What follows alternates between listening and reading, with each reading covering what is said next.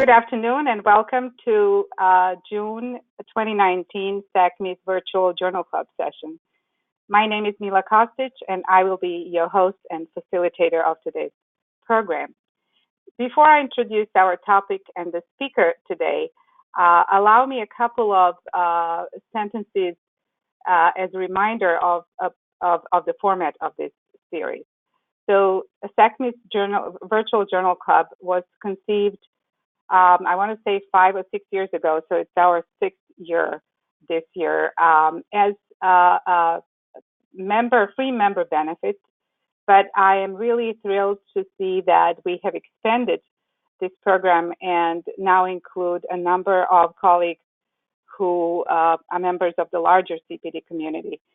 So what we do is we get together every month to have a conversation and engage in a conversation around topics that matter to us. And the common thread is, I would say, the idea of trying to foster and grow our capacity for scholarly approach to the job we do in CPD in our various roles. So whether we are educators, whether we lead faculty development or teach in CPD, whether we are facilitators, administrators, accreditors, or researchers, there are these topics that we really benefit from hearing and discussing together. So the format is, as you know, a live hour-long webinar, and we spend about half of that time dedicated to a formal presentation by one of the experts that we are lucky to have with us. And then the remainder of the time is devoted to a conversation and engagement with each other, with the topic, and with our presenter. There are two ways for you to engage in the conversation, so I just want to point that out.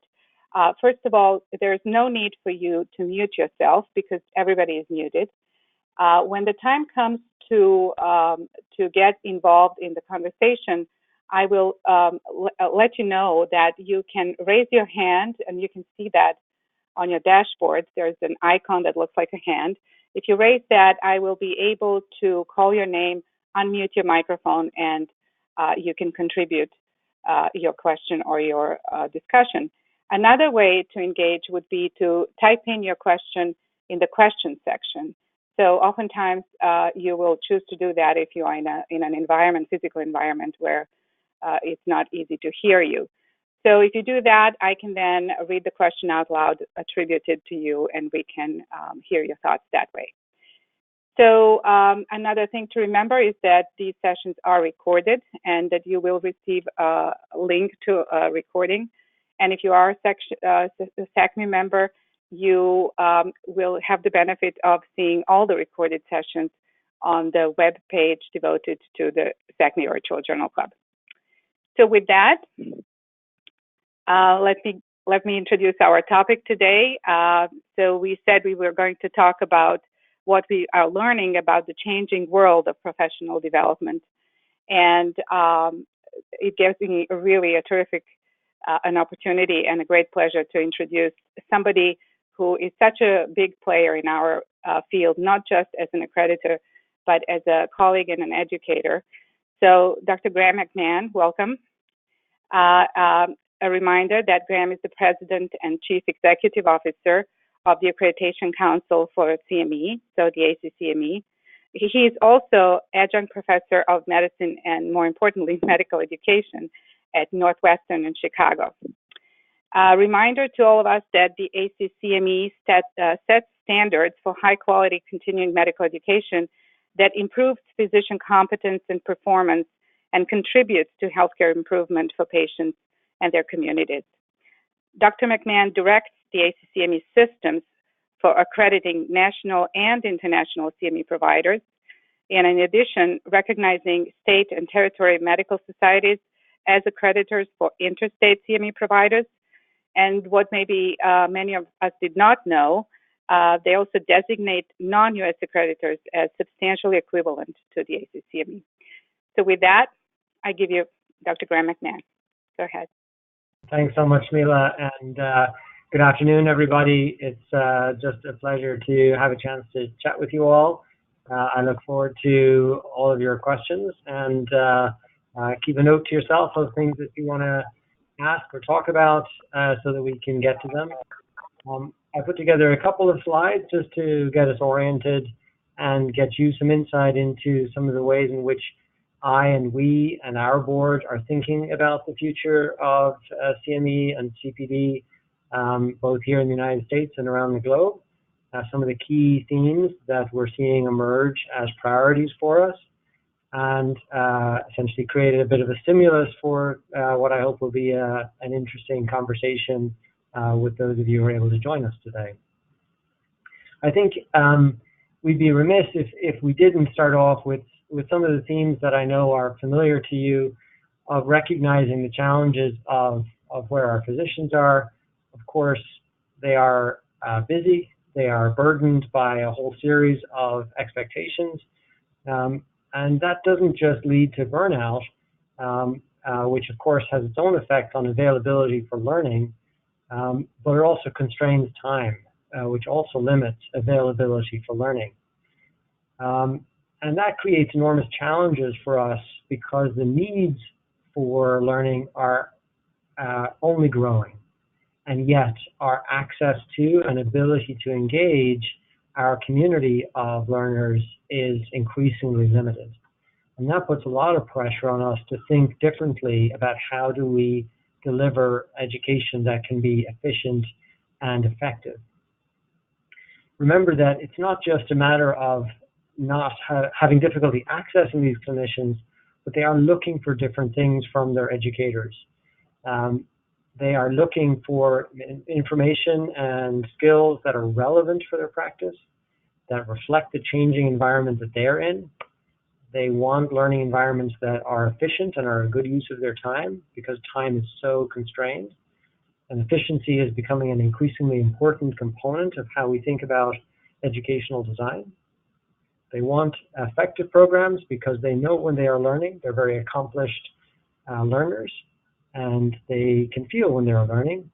And in most cases, they're looking for activities that are multiply rewarded with a variety of credits to meet the wide range of regulatory expectations that they're subject to.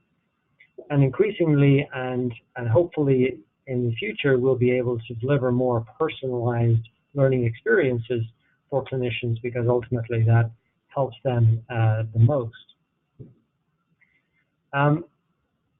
They're also looking for information that they can trust, and fundamentally that's why ACCME was created by the profession back in 1982, because there had been such a trajectory towards corrupted or promotion of marketing materials occurring in what was called CME, but may have been essentially pharmaceutically directed programs.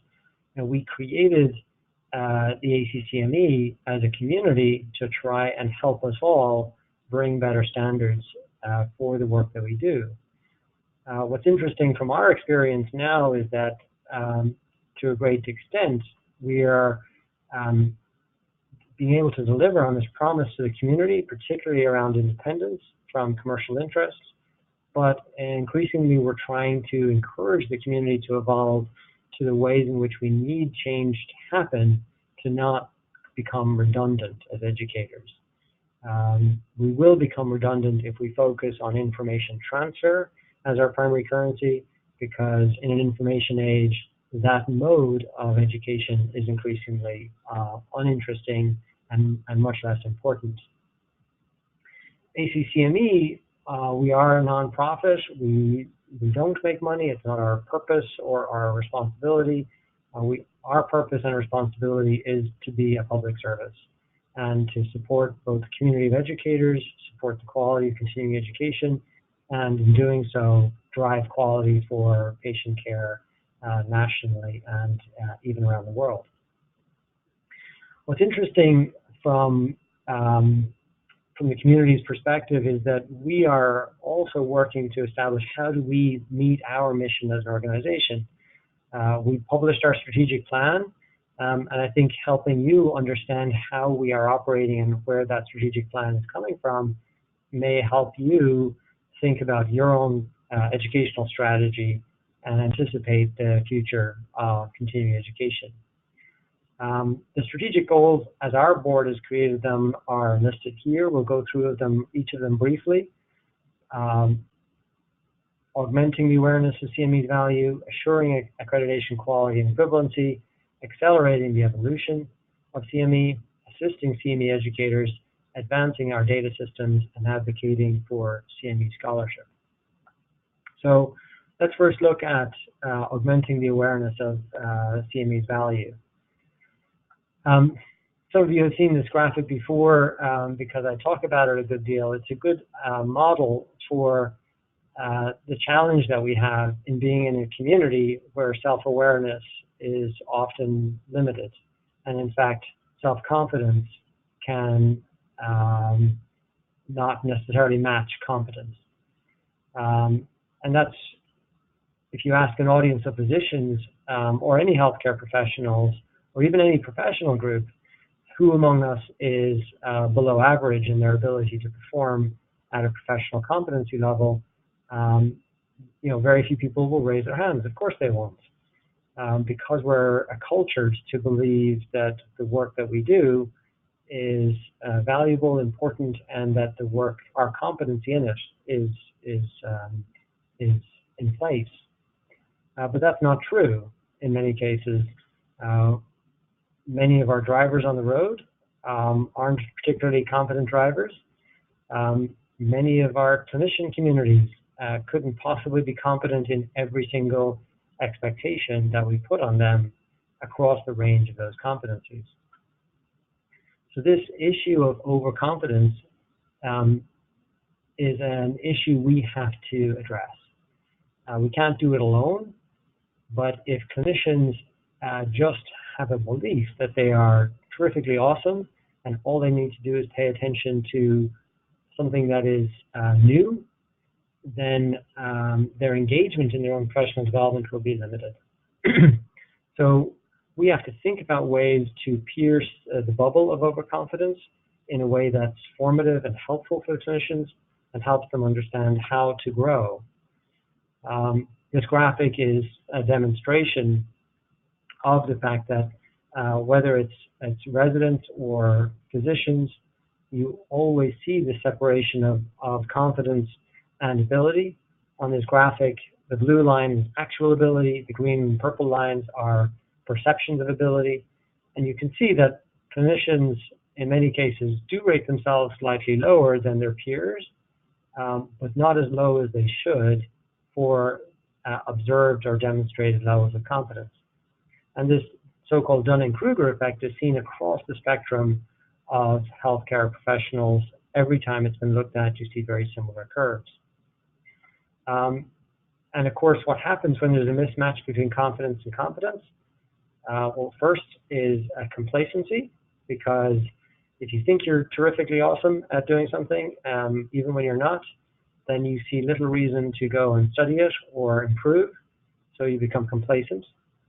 And secondly, and more importantly, when there's a mismatch between confidence and competence, is errors. And errors are continuing to contribute to health system problems across the country and around the world.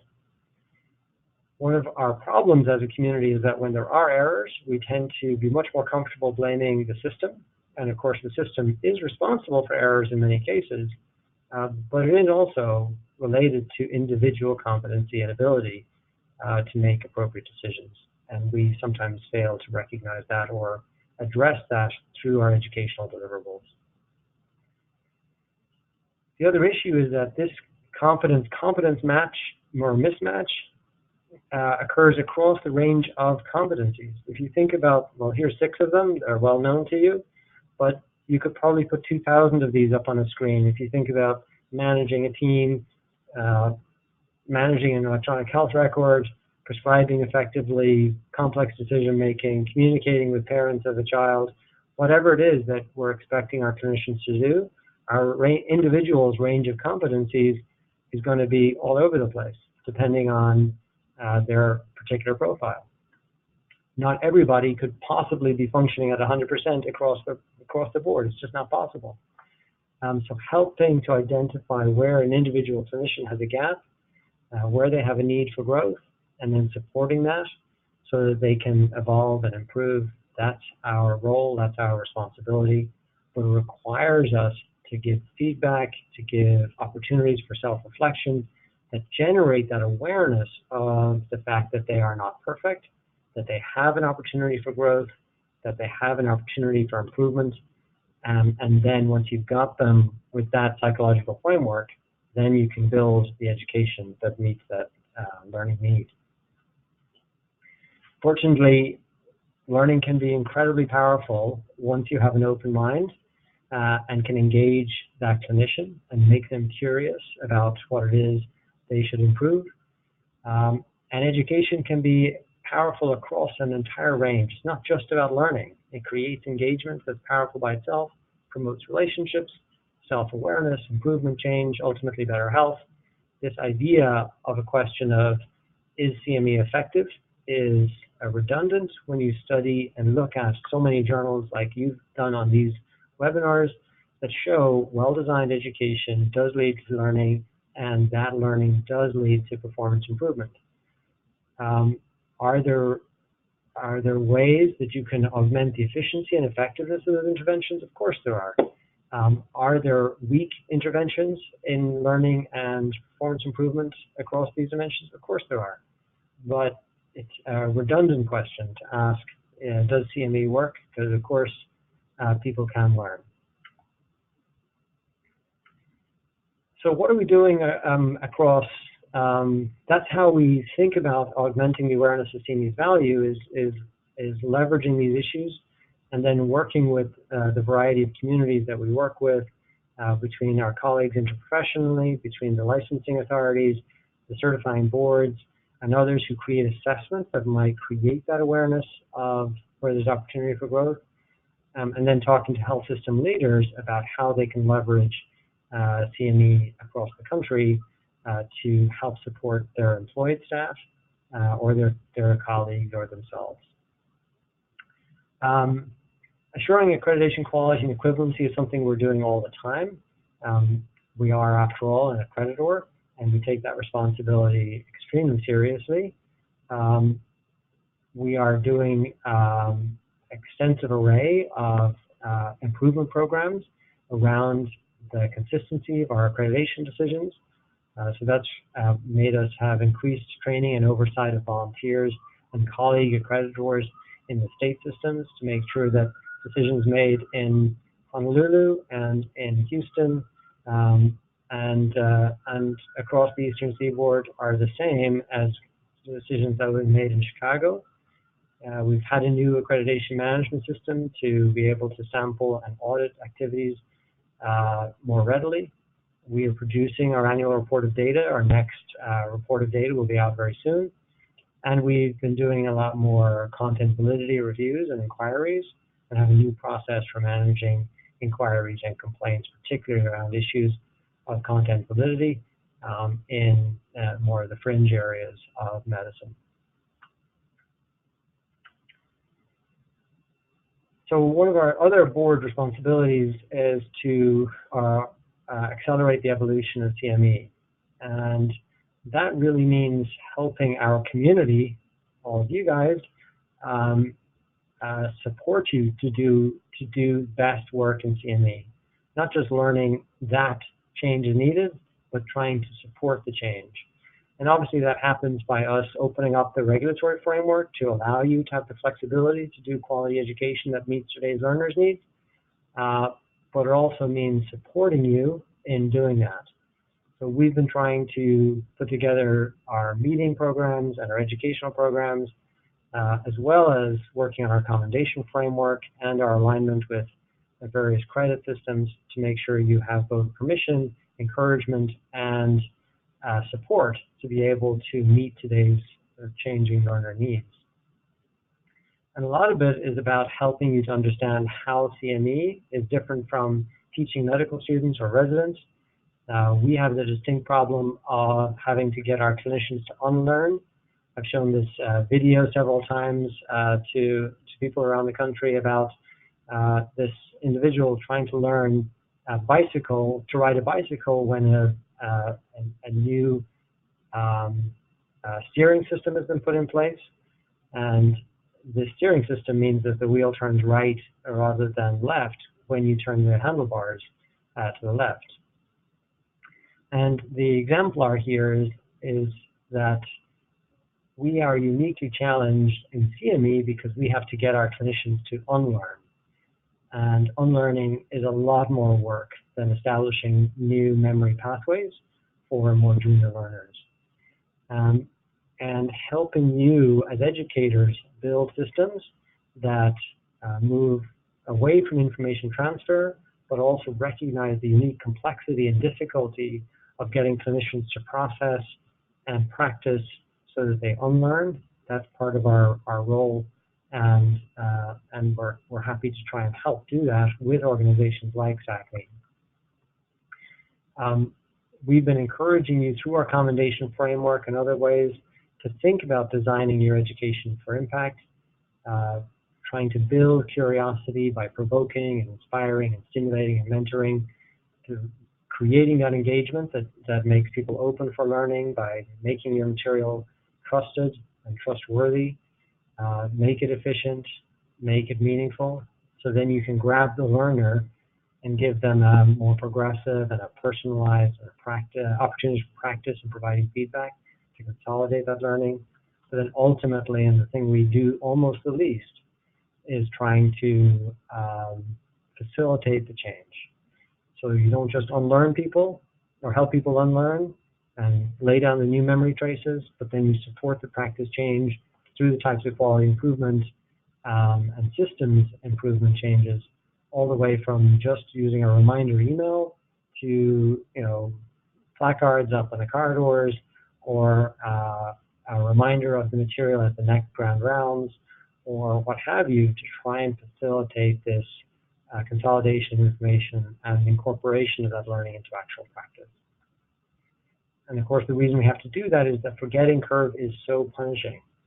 So real opportunities to consolidate what we've learned over time to avoid this real problematic and challenging forgetting curve in our community.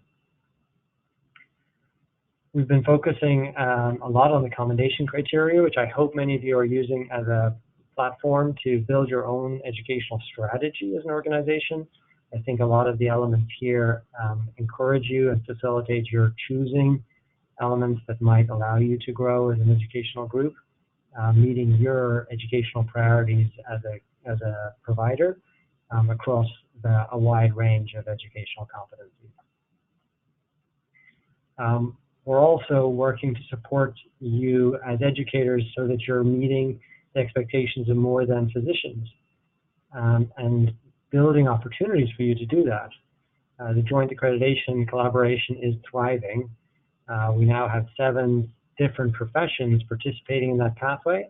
So it's not just the physicians and the pharmacists and the nurses who are the founding members of this collaboration, but it includes the physician assistants, psychologists, optometrists, and now the community of social workers. So, and more professions hopefully coming soon. So this idea that we've created an alignment between the professions for a singular pathway of what counts for learning creates more opportunities for you to simplify your accreditation processes and focus your time on creating high quality educational experiences.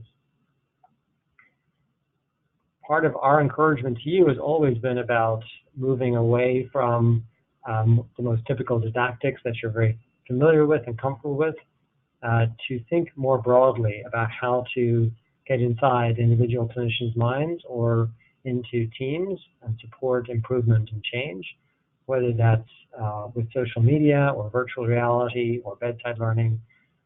Take advantage of the permission that we created by our alignment with the AMA to use the other criteria.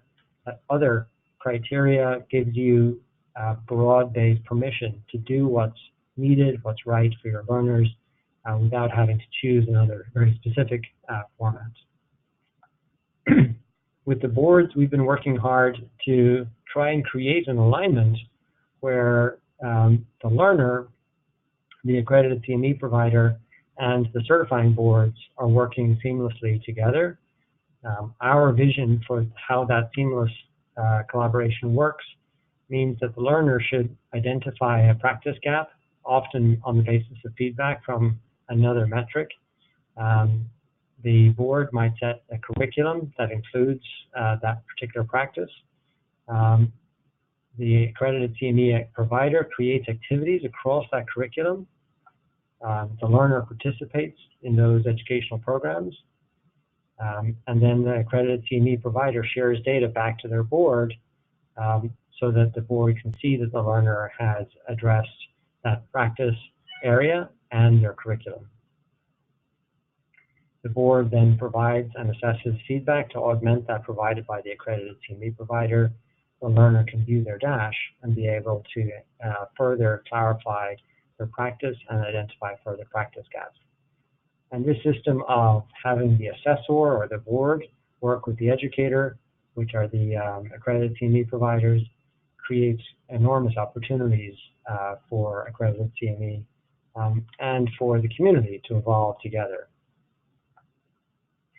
Many of you are aware that we've been working closely with CMS and the government to make sure that accredited CME counts for the performance improvement payments through the MIPS program and the macro legislation.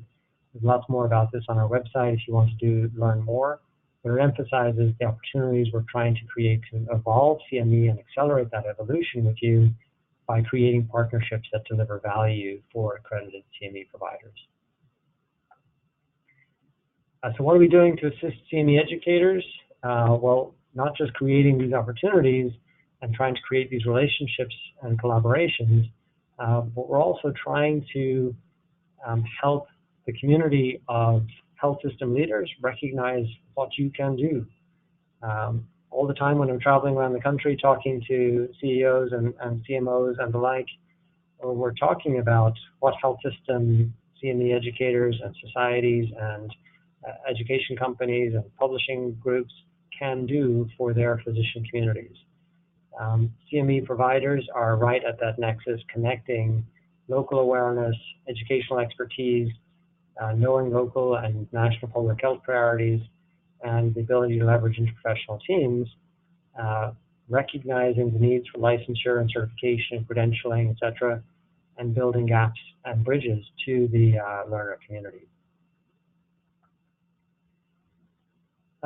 Part of our work has also been to try and prioritize the data reporting and make that as seamless as possible.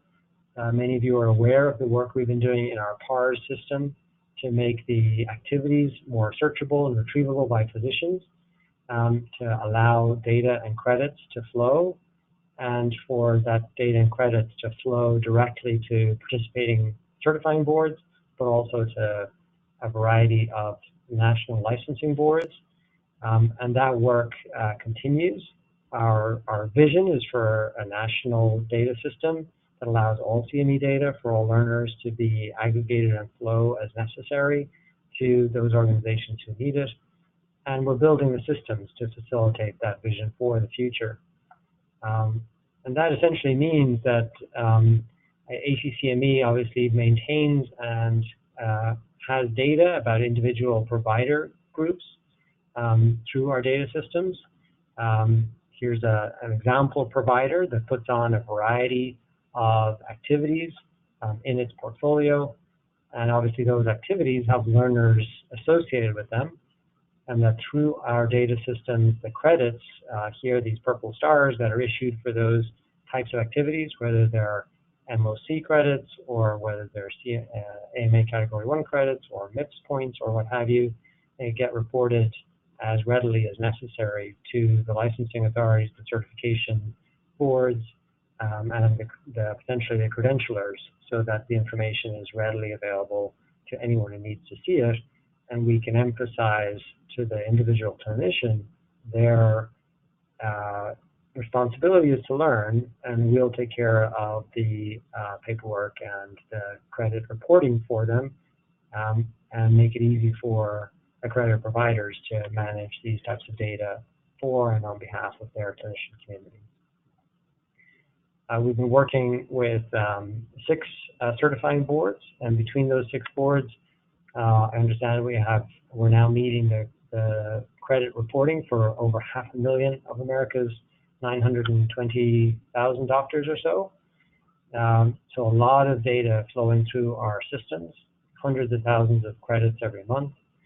And now we're starting to report learner data directly to the state licensing boards in North Carolina and Tennessee through a pilot project. We've been operating for just under a year with a select number of providers, but we have other states interested in that system and hopefully coming soon, and many other educational providers like each of you who may be interested in providing data for Tennessee and North Carolina and the other states as they evolve.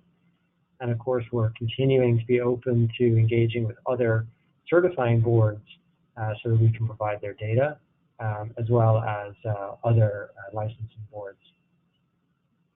One of the things we are doing is creating substantial alignment between these boards, both certifying and licensing, so they all recognize the same types of educational activities as high quality and leverage all of the accreditation we're already doing, so we don't have to duplicate paperwork and administration for all of you, and we don't introduce new challenges in front of that to make your work easier, simpler, and able to meet the needs of multiple professions, multiple types of specialists, multiple types of states, so that you have lots of opportunities to do all of those things. Lastly, we're working to advocate for CME scholarship. I'm an educational scholar in many ways. Many of my research projects were about intentional educational design and learning outcomes and performance outcomes from those studies. And we have responsibilities as a community to not continue to make the same mistakes of the past. And the way we do that is by sharing information about what works and what doesn't work between us at meetings like SACME's and at meetings like ours, so that we can learn from and with each other. We've been trying to facilitate these conversations by facilitating CME research and indeed CME stories at our ACCME annual meeting. The CME stories in particular were extremely popular, and you could think of them as anecdotal research reports because they're very short vignettes about individual efforts by providers to do new and interesting things in continuing education. And those stories resonated with our attendees for sure. We'll be opening up the research submissions and the story submissions for our 2020 meeting in the coming weeks, so keep a lookout for those. We'd love to profile your research.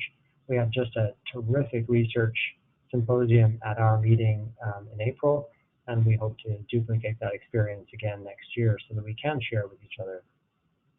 Our data continues to be available for research. The first manuscript related to that data is in final submission for a journal, and it's great to see that type of data being used for academic research purposes. So if you have questions about data that we have, go to that part of our website and learn more about it. We've been also soliciting some grant support for the work that we're doing and working with a variety of educational journals, both as reviewers but also as advisors for how they think about and evaluate educational research. So what have we learned as a community by looking at the variety of things we've been talking about today?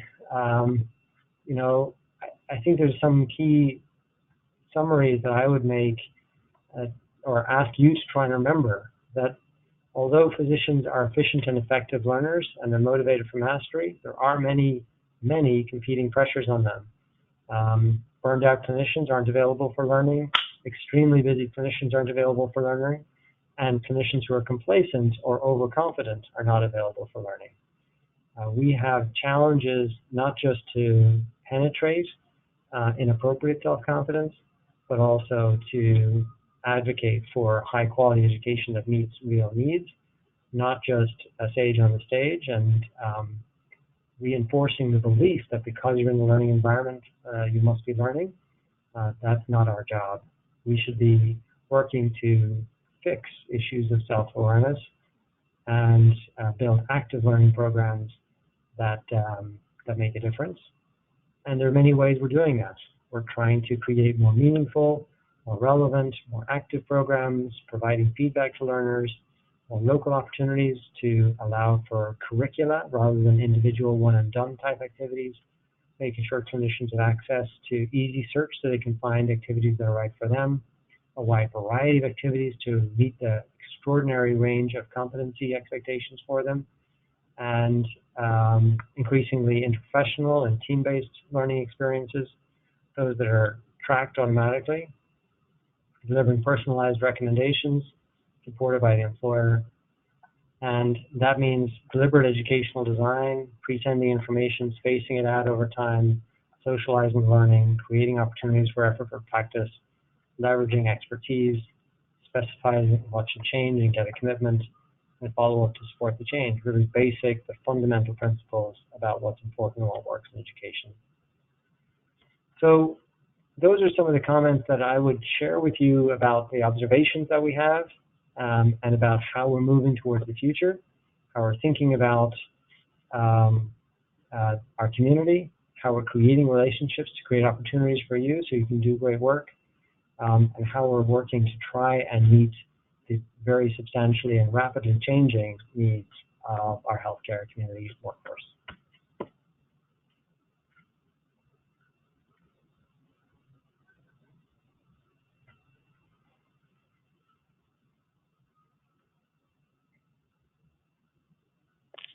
Thank you very much, Graham. Thank you for your presentation. And now it's time for all of you, our community, to get involved. So I invite you all to share your thoughts on what maybe resonated with you or questions you may have for Dr. Graham. You can use it. You can use the hand, raise your hand from the dashboard. Just click on the icon that looks like a hand, or you could pose your question by typing it in the question section. I'm delighted to see such a large community and a growing community joining us today. This talks obviously about the appeal of both the topic and the presenter we have with us today. Maybe while we wait for the timid ones to raise their hands, and I know many of you are not so timid, maybe I can ask Graham a question. So in your many travels, you've given us such a wide array of not just thoughtful approaches to improving CPD, but also initiatives and actions that you have taken as an accreditor, as somebody who's supporting the quality education in this country. So I'm curious if you could share with us some of the specifics of where you've seen this working really well, where you've seen the needle move. Maybe not the names of the organizations, but examples of what looks good.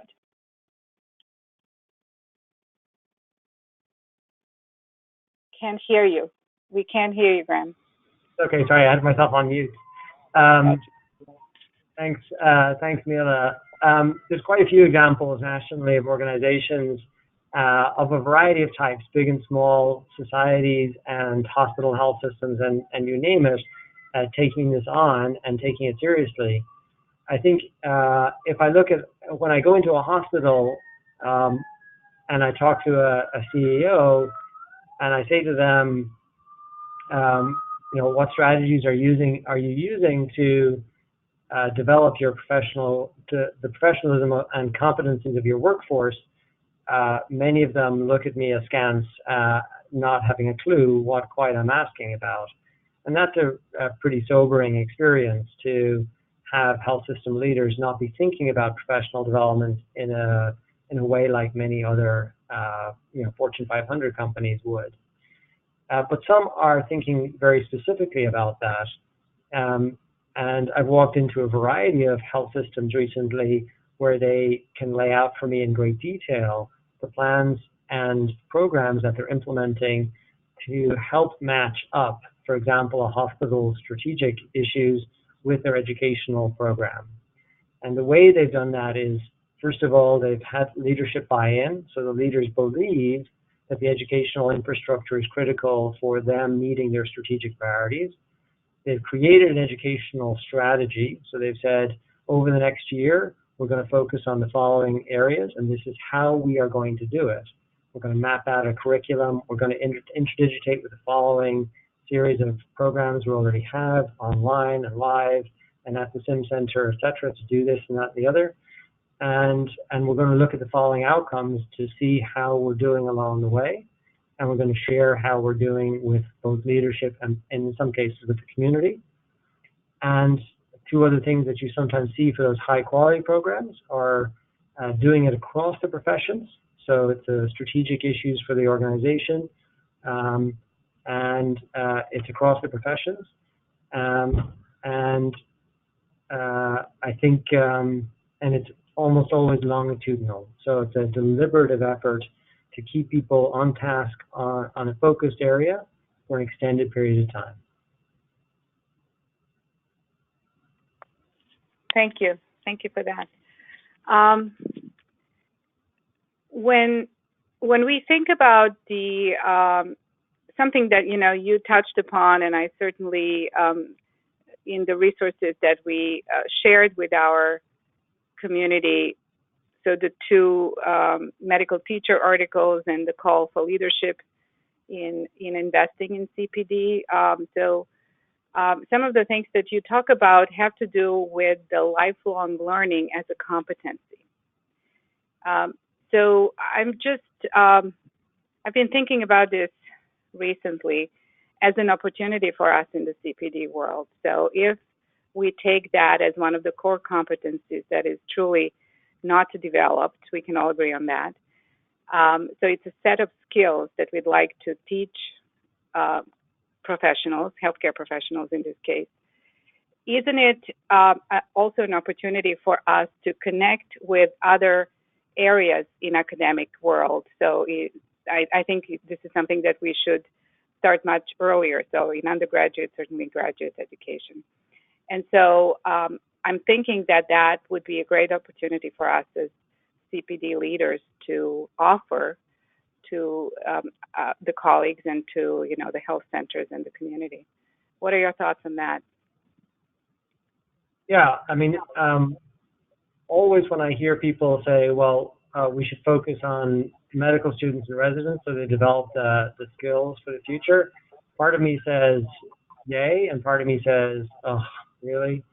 So the reason I say yay, of course, is that you're absolutely right. Unless we teach these skills at the foundational level, building competencies for the future, then we'll make no progress.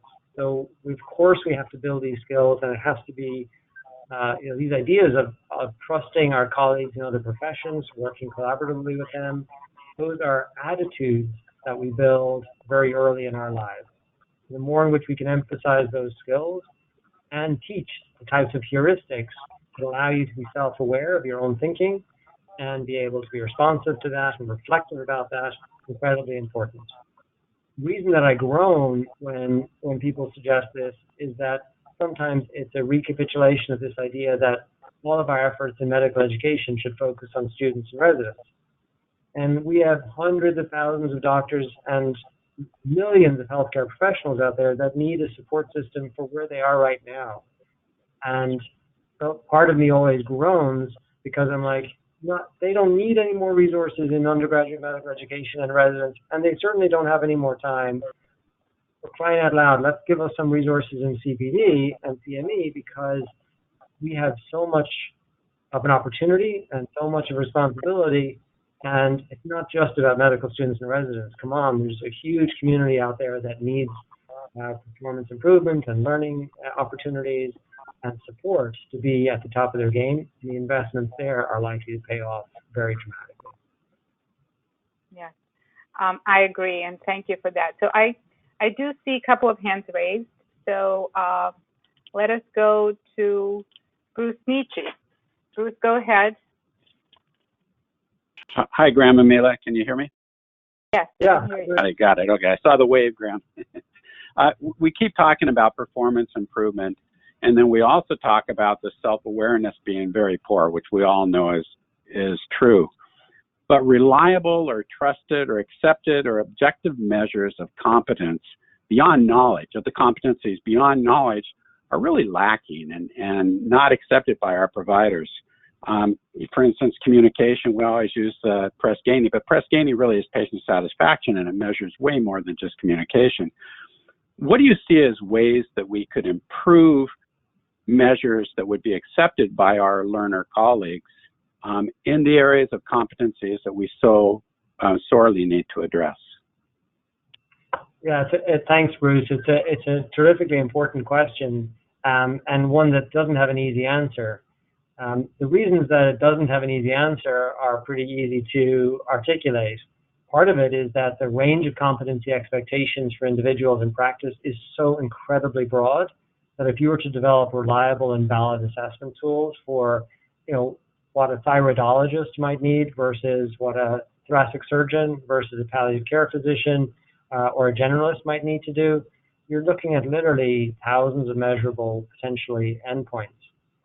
The second thing is that reliable measurement takes time and effort, and many of us are hesitant to designate too much time for assessment when we see that the learning needs are substantial, and in particular when assessments that have traditionally been deployed are not particularly formative and don't create meaningful opportunities for reliable feedback. So the other thing is that the minute you start setting competency expectations and have a regulatory organization like a board set those competency expectations, you run into issues around scope of practice and setting legal precedent for what the profession considers a thoracic surgeon or a palliative care physician should be able to do reliably. So the issues that transpire then, I would say the first thing is I have been really trying to encourage the certifying boards to set up basic expectations within their professional areas. I think that would help them in their assessment efforts, but it would help us as an educational community to understand what the expectations are for our community. And I don't think those competency expectations can be reliably set up by anything other than the boards potentially working with some specialty societies, for example. So that's the first thing. The second thing then is not to let perfection be the enemy of the good, because any measurement and any feedback is better than none at all. And one of the things that I worry about is that we would set too high a bar for assessment and feedback, when in fact very basic levels of assessment and feedback can be both trusted and useful.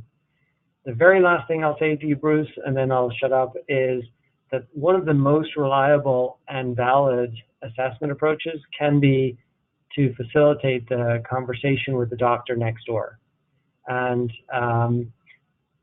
literally creating the atmosphere where clinicians feel more comfortable going next door and saying, can I show you something, or can I ask you something? Can you look at this with me, or what do you think? Just creating an atmosphere that allows clinicians to get back to that idea where they can talk to each other about problems that they're seeing would be terrifically important for deriving performance improvement and quality improvement in all of our systems. I very much agree with that, especially that last statement. I think that's the social aspects of learning and us recognizing that as learning and worthy activities to engage in are so important. You need for it too, if you want to. Bruce, is this good for you? Do you have any follow-up questions or comments? No, I think that's great. I especially, Graham, love as the task force at the ABMS are looking at advancing practice and such, perhaps giving them the task of saying what they think competencies are and objective competency measurement that we can then address as educators is a great idea. The problem is getting them all to agree. I think they're still going to have to be able to do that individually. Yeah. I agree.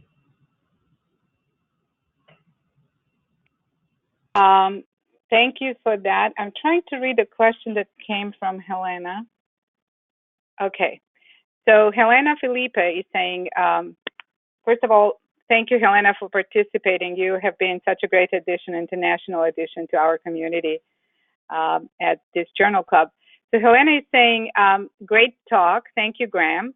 I wonder how informal learning fits into accredited system and how they are valued. Also, how do you see the value of focusing on self-awareness and increase educational efforts to improve it so that it become as, so to say, more reliable partner in measuring individual and teams CPD progress? Okay, thanks, Alina. Always asking the tricky but important questions. I appreciate that. So on your first question, informal learning, as I just mentioned to Bruce, I think is incredibly important because if you can acculturate an environment that allows people to be humble and curious at the same time, and then to be able to go to the doctor next door and ask her what she thinks about this circumstance, that type of informal learning can be very powerful. Not only does it create the trust between those two people, but it normalizes curiosity. It allows the questioner to evaluate their ability compared to their peers, and it allows information transfer and skill development with feedback. So that informal experience is a very powerful one. Now, there's always a risk that you'll get bad information from someone who doesn't know what they're talking about. In most circumstances, that's a risk worth taking because the advantages on the other side are so substantial. So my first answer is that informal learning is incredibly important, whether it's in small groups or duos, or between the nurse and the doctor, whatever it is. Those types of experiences are very powerful. That's why we allow them to be accredited. And we're fortunate in the US that because we have a provider accreditation system, individual institutions like hospitals can give credit for that very activity that happens this afternoon because the need arose. You don't have to send the materials to some external authority to get it looked at because there aren't any materials for a case conversation. So there are ways of recognizing and valuing that informal learning environment in our provider accreditation system. To your second question, how do we nurture self-awareness and increase educational efforts to support it? I think the key thing is for us to think about assessment and feedback in our educational instructional design. So when you think about our instructional design, we have to think about how do we create a reflective moment. There are just a million ways of doing that. The most typical are to ask people, literally an open frame box, what are you taking away from today's session? What do you plan to do differently? Not a check a box. Do you plan to do something differently? That's pointless. You really want to focus on, what do you plan to do differently? Because that creates the reflection about what somebody might actually change in their practice. Or it might just reinforce something they're already doing, which is also fine if it's appropriate and evidence-based, of course. But there's lots of other ways of creating a reflective moment, whether it's by saying to a group, what would you do? Or you create an open frame question. Here's an X-ray, here's the EKG, here's the case vignette. Talk to your seatmates about what you would do next, what tests you need, what would you do next, treatment. That type of informal and not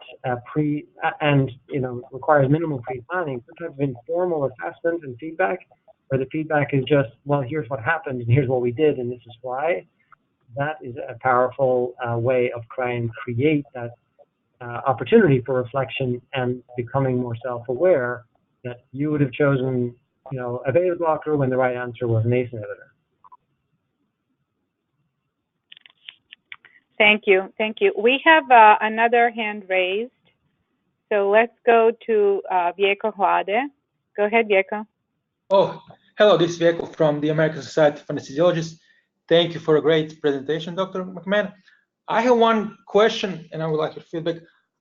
When we, as a CPD providers, think about what we are doing, is it better to think about that as a product, or is it better to think about developing a framework that supports learning, that empowers learners to customize their own learning? And what are your suggestions? Which direction we should go, look more? Yeah, it's a great question, Diego, and thanks for asking it, because there is a tension between our tendency to want to produce activities to meet a learning outcome versus necessarily creating a platform on which a learner can thrive. And they are somewhat competing ways to promote or develop an educational strategy. In general, because you want to leverage physician choice or learner choice, because learners may choose to learn different ways, and because you want to develop a relationship so that you can be the trusted agent and the educational home for a learner, you're better off in most cases producing a platform on which your learners can track their engagement, track their outcomes, and choose activities, rather than trying to get them to engage in your pre-scripted set of materials on a timed basis. So in most cases, you're better off creating an environment in which a clinician can play and learn, rather than creating strong incentives for them to do exactly what you want them to do. Thank you. Thank you. Do we have any other questions?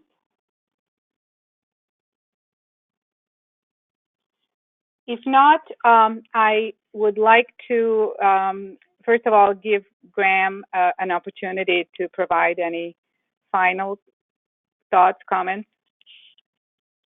Well, thank you, obviously, Mila, and to SACME for the work, not just the work you're putting this together, but most importantly for the work you're doing to bring together a community and help us as a community have impact, because education and educators can be undervalued, and we have to stand up for both its power and its importance so that we can generate the investment and the value with our stakeholders, but of course with our community of learners. It's only through doing quality educational work that we bring legitimacy to the world of CPD and CME, and it's just amazing to me when I see organizations who are SACME members, who are our accredited providers, doing really amazing work to adapt to these changing environments that we're in. That lifts me up to see that that we're having organizations that are flexible and nimble and thoughtful and innovative and experimental, and trying to share what they're learning with people around them. That's exactly why I took this job, and that's exactly why I love continuing education. Thank you very much. So thank you. I want to thank you, first of all, for spending your time and sharing your expertise and your enthusiasm for quality medical education with us, with our community. And I'd like to thank all of you, members of our SACME and larger CPD community, for being part of this webinar and for joining us for not just this hour, but for the conversations we share, and being interested and contributing colleagues to our discussions. Before we close, I would also like to just remind you that this session concludes our spring series of SACME Virtual Journal Club. And normally we would have taken a pause during the summer, but I think there will be two very exciting webinars coming along, one in July. I don't have the dates yet, but stay tuned. So July and August, we hope to share two webinars that would fall into this series of capacity building and scholarly activities. The first one will focus on discussions around how do you submit the work, the wonderful work that you're doing for abstracts, right? And we hope that this will support the call for abstract for SACME annual meeting, which is coming. It's imminently coming, so it's hopefully will be out today or any day now. And then secondly, I think in August, another interesting topic for many of us who are engaged as peer reviewers. So we want to look at the peer review as a skill, as a competency, and how do we, what does good look like? You know, what are the best practices, and center a discussion around that topic as well. And then finally, the schedule for the fall a virtual journal club will be coming out this summer as well. And during the months of September through December, we will continue to focus on the selected chapters from our wonderful SACME-supported medical education book. So with that, I thank you all again. Graham, thanks so much. Have a wonderful week and a wonderful summer for all. And this webinar is now closed. Bye-bye.